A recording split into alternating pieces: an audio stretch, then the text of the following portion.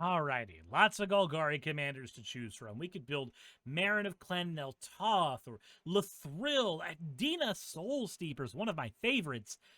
God, there's so many decks built of these guys. What if we... Hold on, let's just scroll all the way down. 375, that's still too many. There we are! 160 decks have been made with Rise the Exile.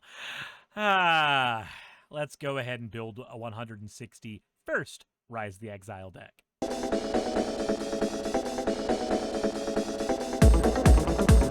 I'm not even 100% certain why this guy has not had more decks built about him. He looks like he would be fantastic in a Gain Drain Elf deck. So, you know what? Fudge it. I guess that's what we're going to be building today. But before I go too much further, I do want to go ahead and chill just a little bit. If you have wanted to have a piece of artwork based on the channel, then this lovely piece that was done by Stevie showing me with Blizzy fighting a Neckoin, which is honestly more of an esoteric joke based on the main channel, but it is still a Magic playmat that you can get right now. Just go to suris-shop.fourthwall.com. There's also a link in the description. I don't know why I'm actually listing out the website title itself. Anyway, if you want to support the channel and what I do, this would be a way to do so. Go ahead and grab your playmat today. A few people have already gotten theirs in, and honestly, I use one of these all the time whenever I am out and about playing games at my local shops. That all said, let's go ahead and get into the video proper. Thank you very much for listening to me just chill my pants off. Rise the Exiled is a green and 2 elf warrior creature that says anytime it attacks, you gain a life for every elf you control. You can also sacrifice an elf to regenerate Rise, which is something we are actually going to do fairly often, not even gonna lie. It's gonna be part of our draw engine, actually. I'm just gonna give that away right now. I also want to say there's an alternate win con in this deck, and it is just punch people hard with cards like Abomination of Llanowar. That is an entirely optional win condition we can use. We don't have to go that route, though. The route that we are going to try to go with, for the most part, is the Gain and Drain route. So we are going to take the elf creatures that Rise wants to live from, and we want to transform all of that life gain into a powerful game-winning ability with a Sanguine Bond. I'm not even gonna lie, most of the budget for this deck is literally wrapped up in just this Sanguine Bond. It's kind of crazy. I'm not even gonna lie. I kind of wish we had more effects like this that were cheaper, because Jesus Christ, so much of the money of this deck is spent in here. And when we get to the upgrade section, it's literally mostly going to be different copies of Sanguine Bond that are just cheaper to put in mana-wise once you have the money to afford those. But this is a $15 deck, so we have to stick to that restriction. We cannot pass anything but the $15 mark, and we need to have a commander who's about $1 or less. So Sanguine Bond's making up $1.66 of this. Whenever we gain life, an opponent loses that much life. We're just gonna punch somebody super hard with this. Reese is attacking for 2, and Sanguine Bond is attacking for hands.jpg. We also have Defiant Bloodlord, which is doing the same thing while being a creature. Then we are going to be stacking cards like Well-Wisher on here as well, who I had a mild crush on when I was a child. Something about that design and the fact that the arms are entirely obscuring the chest, leaving my brain to fill in whatever the fuck I wanted there. I don't know what it is, but I love Well-Wisher, and you should too. Tap it to gain a life for every elf in play. Elvish Uologist allows us to sacrifice it to gain a life for every elf in our graveyard.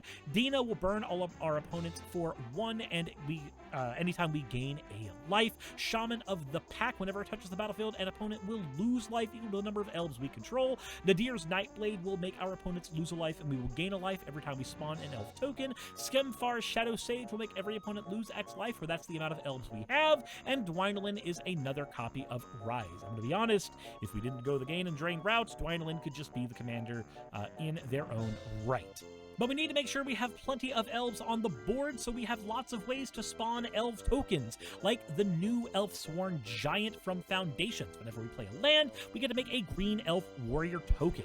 Nadir can also spawn elves onto the battlefield anytime he dies. Presence of Gond allows you to repeatedly spawn elves every turn. Sylvan Offering allows you to spawn a lot of elves as long as you're willing to give them to an opponent. Lys Alana Hunt Master spawns elves whenever we cast elf spells. Lathril spawns elves whenever we punch people in the gonads. Hunting Triad makes 3 elves as soon as we play it. Imperious Perfect makes elves when we tap it. And Elvish Warmaster makes elves when we play elves, and also has a pseudo overrun ability built in. You spend 7 mana, all your elves get 2 and Death Touch until end of turn. Get enough mana to turn this into a giant haymaking machine. I actually did this recently at my local tournament with my Galea deck.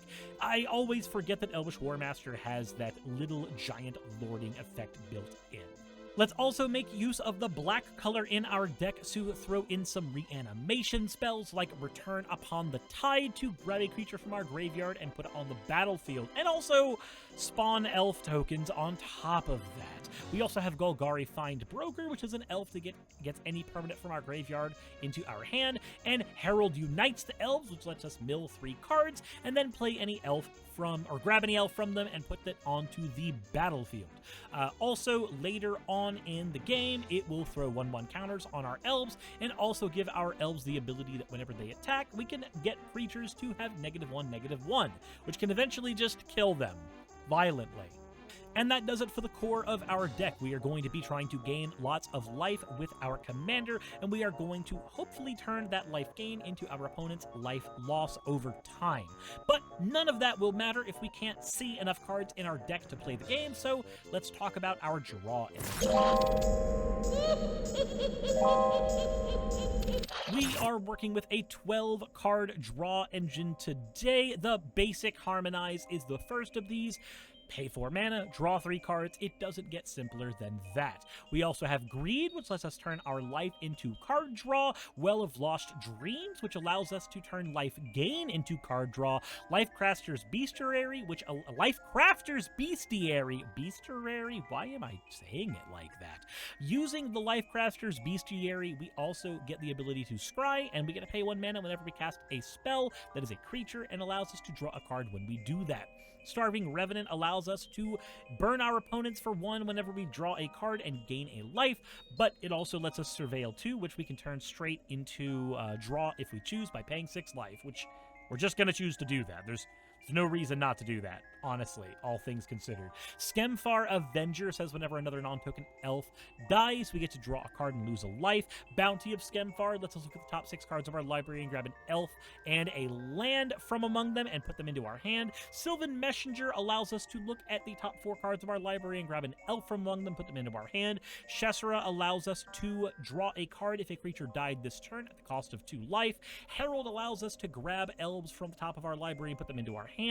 Warden of the Cycle allows us to draw a card and lose a life, or draw a card and lose a life if a creature died at the end of the turn. And Miara, Thorn of the Glade, allows us to pay 1 mana and 1 life anytime a elf dies, and then we get to draw a card if we do so. That's a lot of death and a lot of card draw for that death. That all said, none of that card draw means anything if our opponents just win the game on the spot. So let's try to draw into some removal spells next.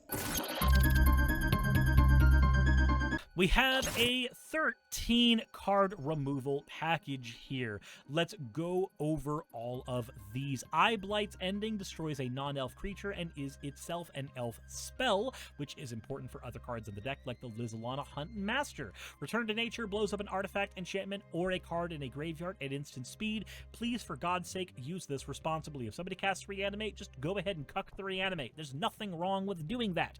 Murderous Betrayal lets us pay half of our life to blow up any non-black creature repeatedly. We are a life gain deck, so we're just going to sacrifice our life into this until we have like 3 left and gain it all back by swinging our commander. It doesn't matter, just burn all of your opponent's important cards away.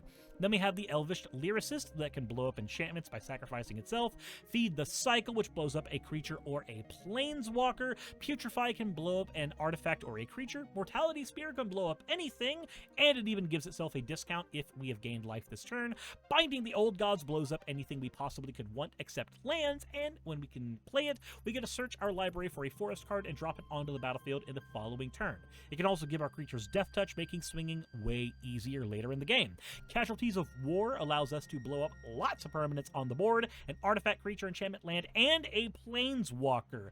Use this to get rid of Maze's End. Use this to get rid of a giant planeswalker you don't like. Use this to get rid of your opponent's Bolas the Citadel or Omniscience. Hell, in a really sketchy game, use it to blow up all of those all at the same time. Then we have Slaughter, which blows up a non-black creature, but has a buyback of paying 4 life, which we will always pay because we're a life gain deck. We always have the life to pay for this. Reclamation Sage is an elf that drops on the battlefield, blowing up an artifact or an enchantment. Elvish Scrapper blows up artifacts by sacrificing itself, and Null Mage Shepherd has really, really huge boobs.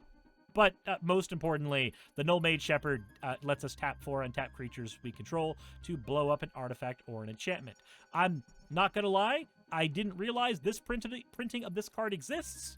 I am so used to seeing this printing of this card, which is far further away and doesn't show the same stuff. I'm going to be honest, we definitely had a different era of Magic the Gathering back then.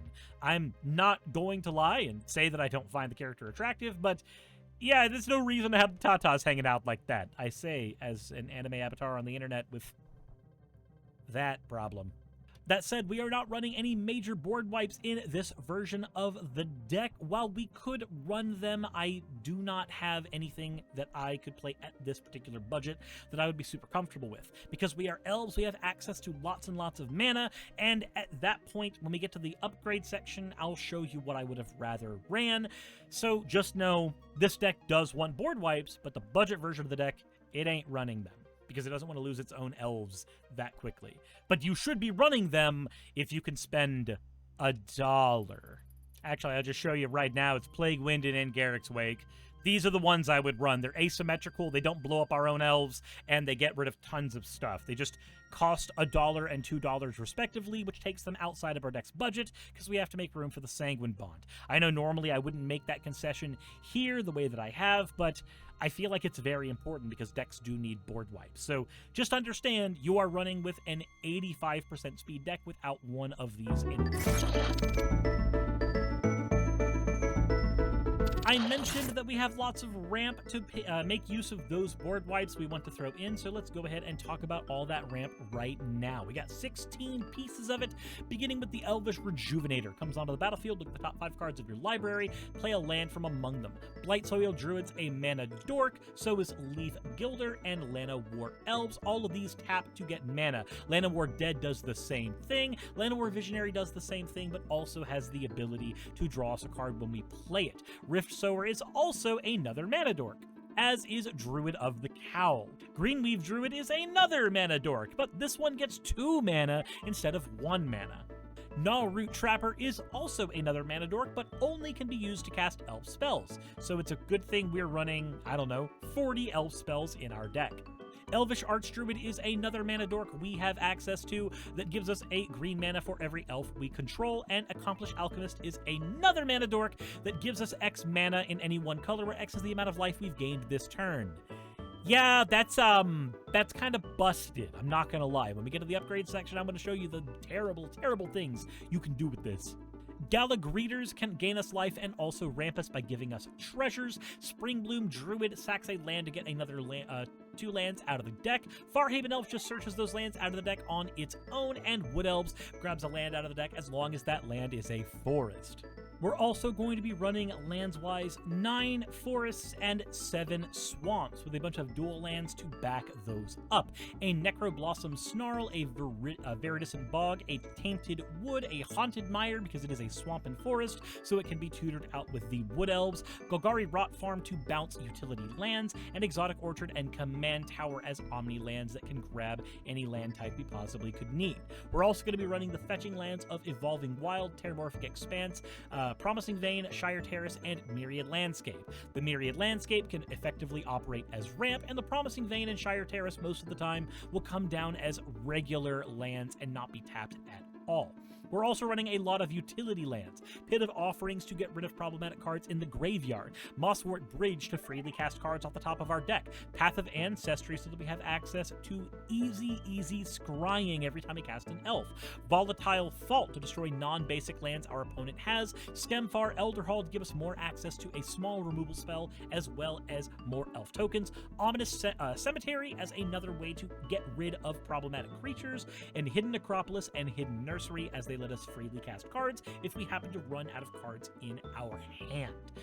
Whew, that is a lot, and this is a deck that is going to be really straightforward, but we're going to go ahead and show you how to play it. But just know, the way this deck plays in this test and the way this deck will play when you add even $5 of upgrades to it, it basically doubles the speed. But let's go. Being honest with you, it's elves. Most hands you pick up are going to be fairly smooth. Looking at this hand, we've got a draw engine, one of our win conditions, and even a secondary way to benefit from all of our elves turning into life gain. So I'd be okay just opening with this hand. Let's go ahead and draw a card, drop that Hidden Nursery on the board, and do nothing with it. Moving into the next turn, we're going to go ahead and play a Swamp, tap 2, and get that Skemfar Avenger out. And then as we move into turn 3, we're going to play a Forest and tap 1, 2, 3, get that Abomination of Llanowar out right now. It is a 2/2, but we can just start ramming it out at our opponents. If they block, then oops, we're just going to draw cards with the Skemfar Avenger. Moving into the next turn, we have a Haunted Mire. Let's go ahead and not do too terribly much with this. Looking at where we're at right now, I would like to get the Elvish Eulogist on the board, and I would like...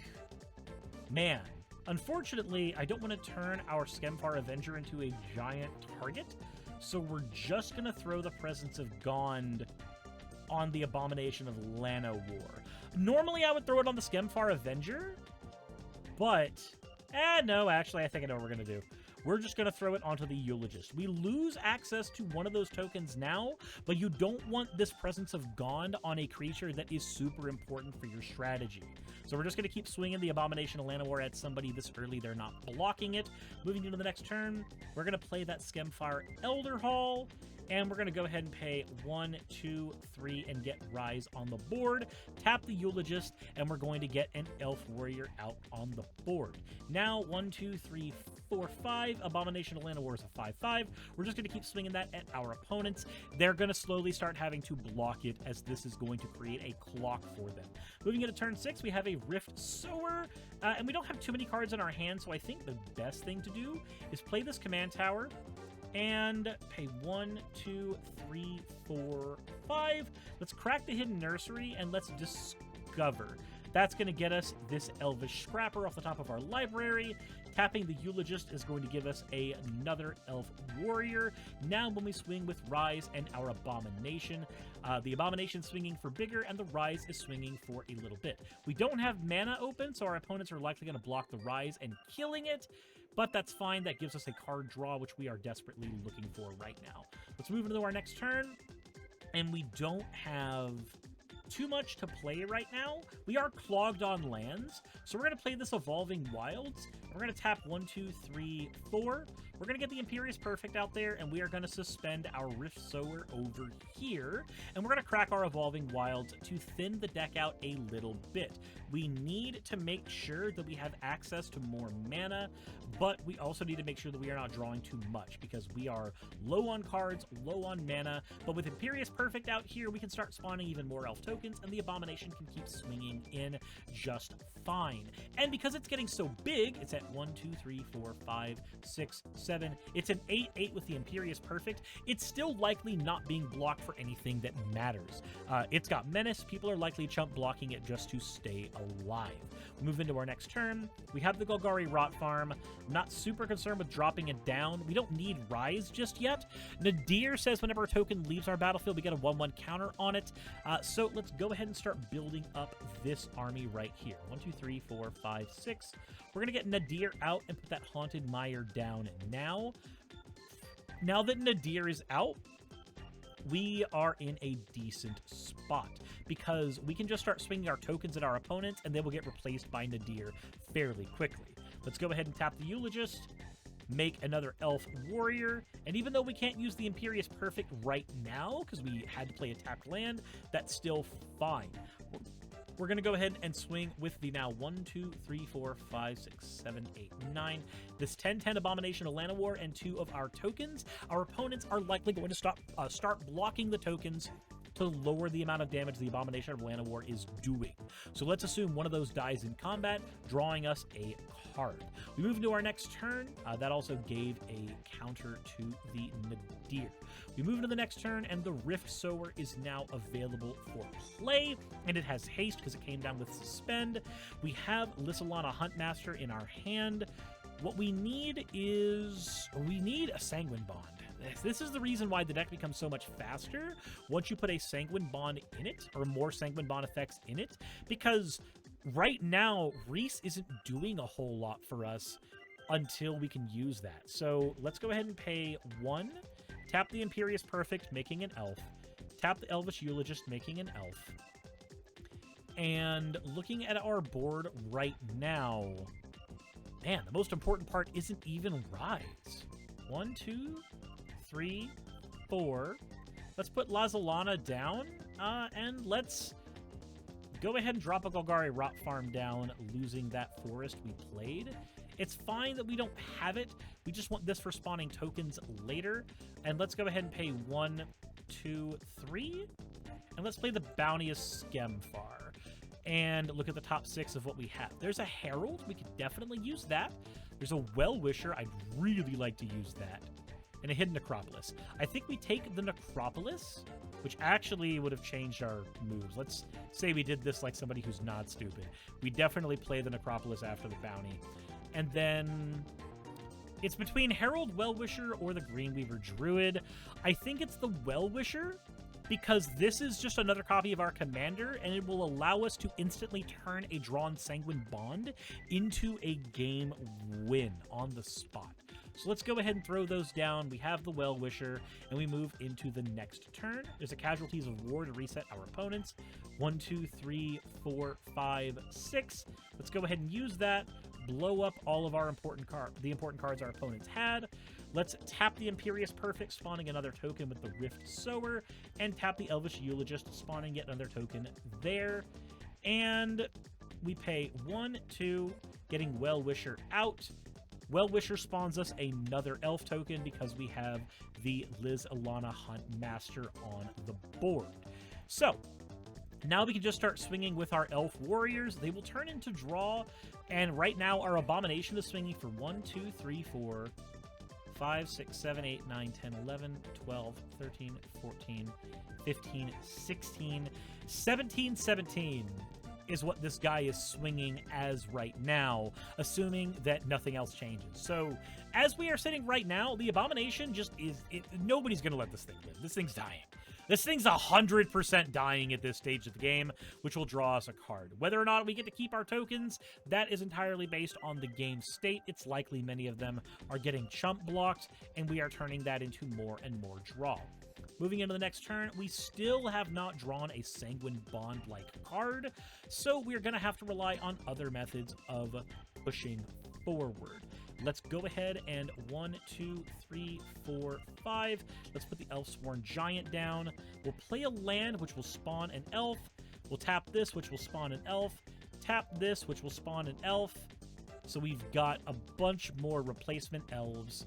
And let's go ahead and stabilize our life by tapping the Well-Wisher, gaining 1, 2, 3, 4, 5, 6, 7, 8, 9, 10, 11, 12, 13, 14, 15, 16, 17. Every turn, we're going to gain 17 life by tapping our Well-Wisher. And Rise will come down when he needs to. As of this moment, let's go ahead and pay 1, 2, 3, 4. Let's get the Golgari Findbroker down and put that Abomination of Llanowar back in our hand so that we can use it on a following turn. And we are really just digging hard. Here we go. Mira, Thorn of the Gale. Now we are cooking with gas. We can tap 1, 2, 3, 4, 5, and get Rise out. 1, 2, Miria out.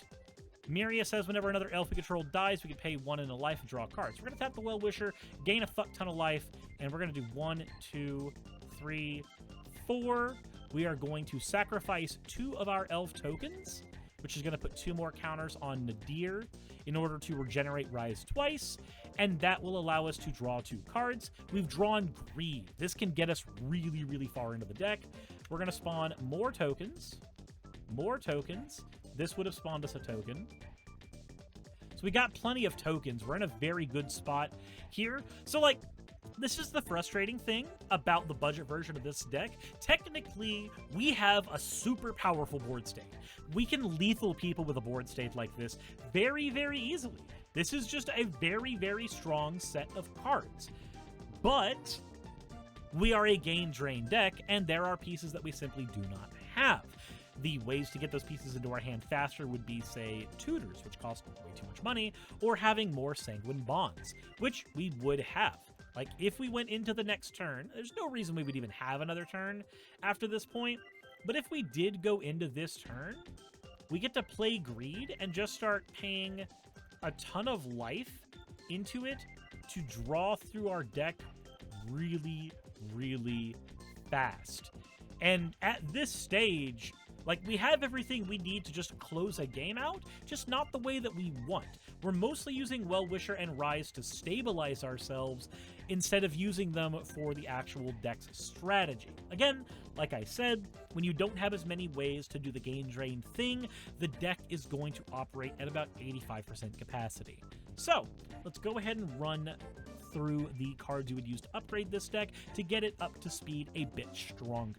Though, this is still a very impressive board state. It still assembles a really strong set of cards. This is not me complaining about the way the deck is built right now. This is just recognizing we could close this game out several turns earlier with more access to Sanguine Bonds.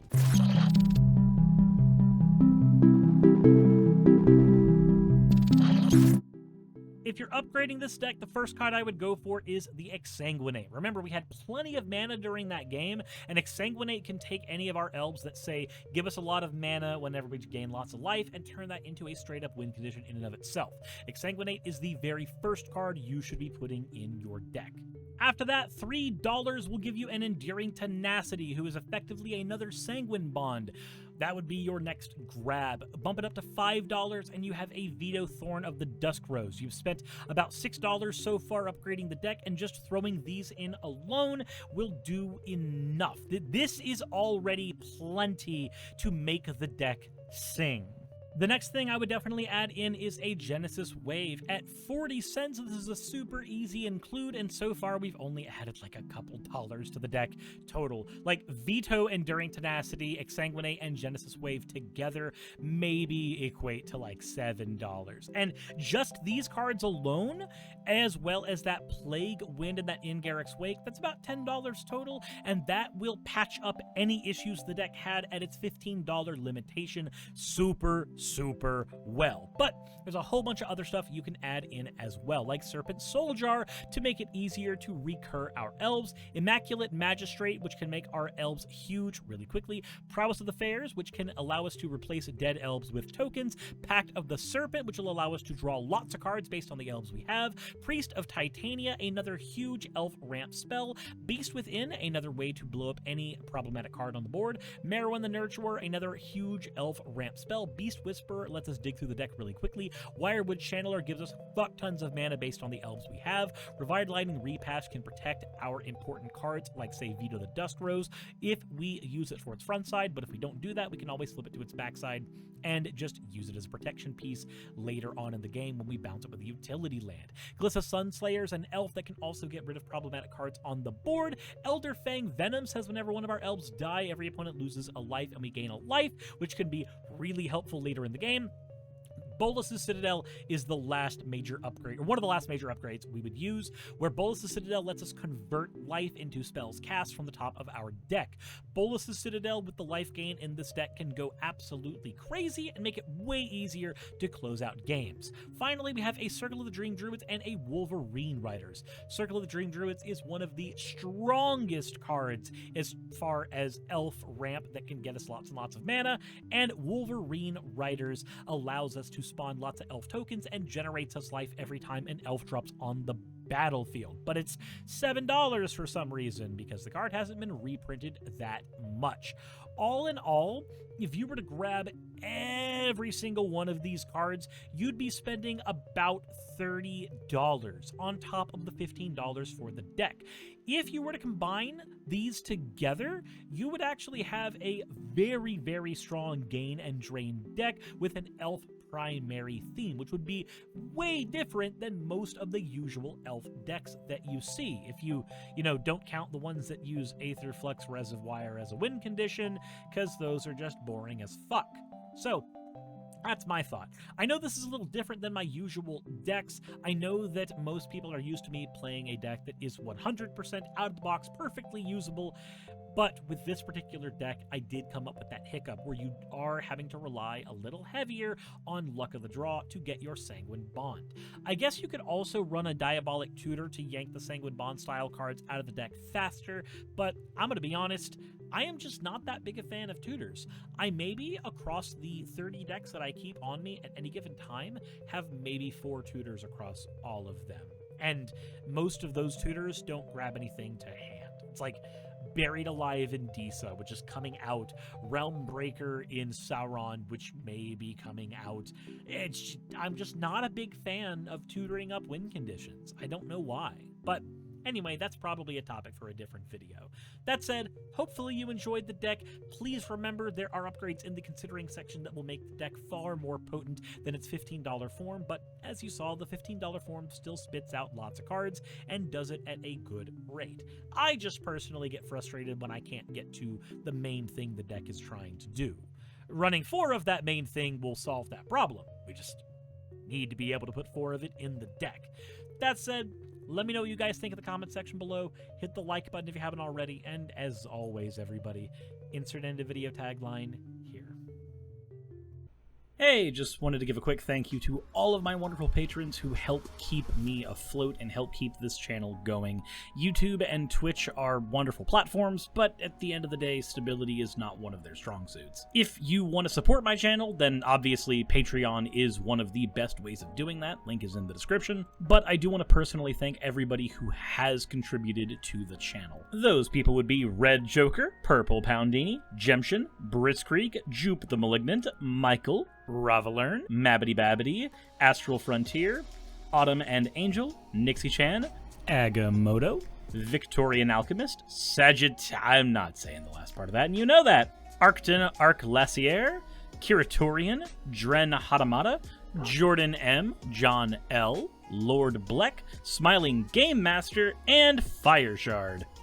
And everyone else who supports my channel and lets me do what I do full time. This is a dream job of mine that I never believed that I would be able to take full time, and with your help, I've been able to do it. So thank you so very much for that. Thank you for watching the video. I hope you all enjoy, and I hope you all are having a wonderful time. I will see you all in the next one, hopefully.